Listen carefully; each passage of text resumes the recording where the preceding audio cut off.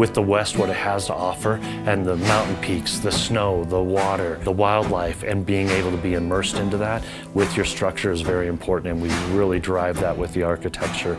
The site with Big Bear Lodge, it's very complex. It was very steep. We're like, wow, this is a challenging build.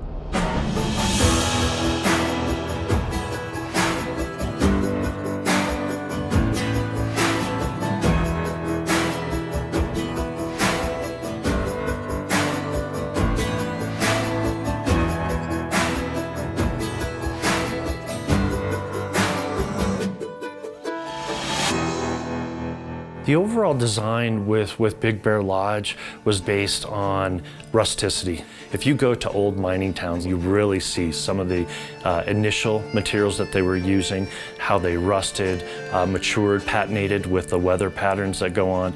Some of the difficulties that we run into with where we are is the weather patterns and snow. Snow that builds up, our roofs are meant to withstand that weight. You know, that can be 4 to sometimes 8 feet of snow that may be laying on your roof.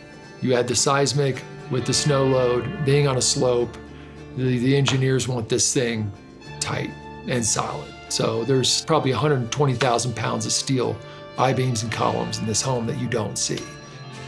Well, the reclaimed wood was one of the first things that the owners from Big Bear Lodge really wanted to have with this project. The labor and the craftsmanship that goes into these timbers is phenomenal. And when you see the tools that they worked with, you really appreciate it. And you can imagine if you took an oak tree and started swinging at it with an axe, how rough it would look.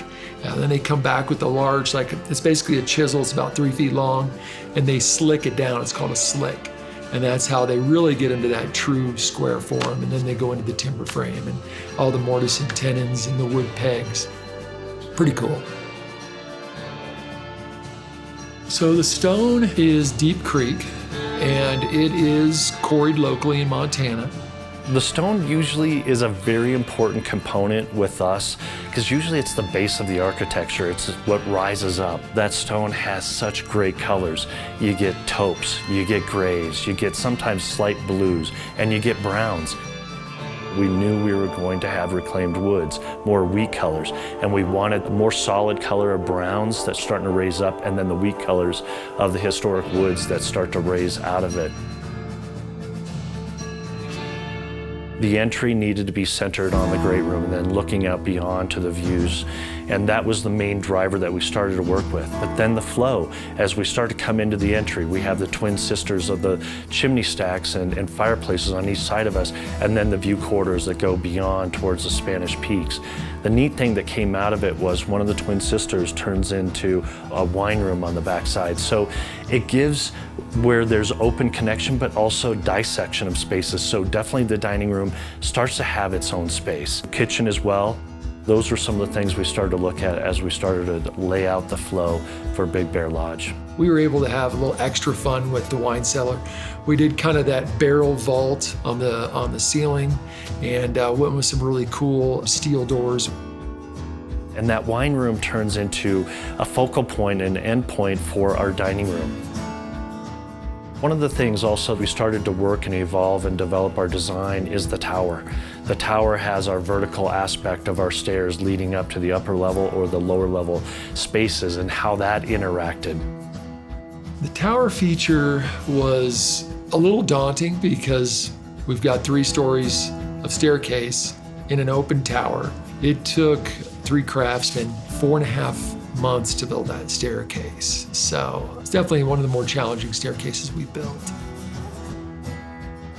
The interior architecture and the interior finishes of the home are so rustic and somewhat heavy and masculine feeling. All of the furniture here is custom made to order, so we were able to handpick all of the fabrics and textiles. So we've got natural wools and textiles that feel very appropriate for the spaces and also very soft, very comfortable, but also very durable. The lighting is extraordinary. My favorite fixture is probably the tiered pendant that's in the stair tower. That's a custom fixture that we had fabricated in Park City. Each pendant itself is like 4 feet tall, hand-hammered, iron, artisan made. In the study, we decided to place 2 oversized leather club chairs, and it's really the perfect place that you can kind of curl up and cozy to the fireplace and read a book or relax. Opposite the fireplace, we have this amazing built-in desk that was built from reclaimed oak material.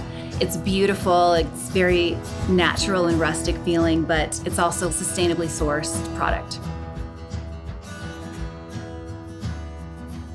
Most of the homes here are ski in, ski out, meaning that the homes are located either directly adjacent to a chairlift or right on the mountain, so you can basically either ski or snowboard right from your home to the mountain. It's the perfect place after a very long day of skiing for friends and family to gather, rest and relax and recharge. The downstairs bar, definitely après-ski, is pretty darn cool. On a typical après day, it's a great place where the bar opens up. It has a great connection to the outdoors, but can still be closed off to be an indoor bar as well. To be able to have this opportunity to build such a fine home right on the ski slopes with exceptional quality and great clients and architecture and interiors, we just had a great team. But definitely it's a special project in regards to the materials we were able to use. The plasters, the reclaimed woods, and it's turned out to be a great family space for gathering, sometimes for 2, sometimes for 14. I think we reached our goal of creating a legacy property for this family. Not only the fact that it's a beautiful design, but that it's functional. The home still feels very appropriate and indigenous to the surroundings and the location, and I think it's very timeless.